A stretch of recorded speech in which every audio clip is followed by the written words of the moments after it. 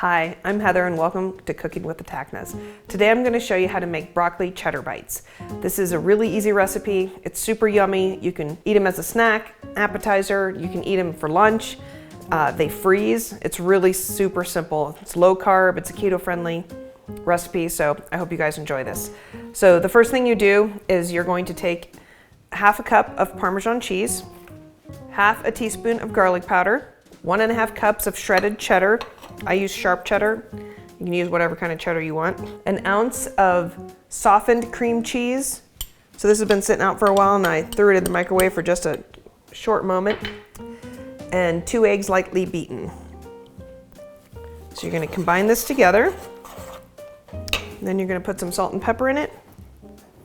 I don't put a whole lot of salt in it because it's already kind of salty because of all the cheese. So just be aware of that. And after you combine that, you're gonna take 3 cups of steamed broccoli. So when I cut this up, I cut it into fine little pieces.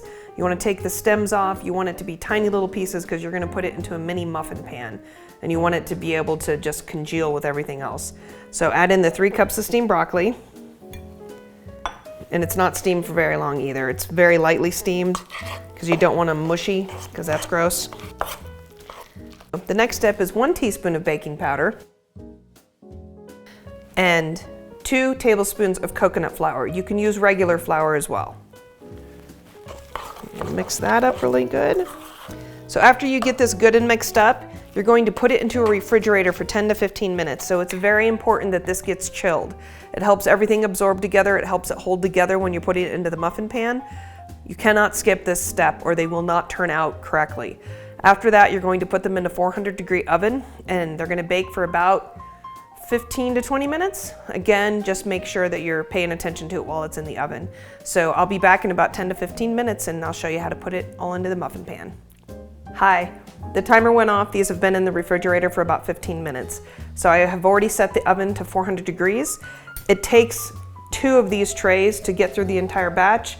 So you can do 2 trays together. I only have 1 mini muffin tray, so I do them one at a time. So you're just gonna spoon them into the tray. They are already sprayed with cooking spray.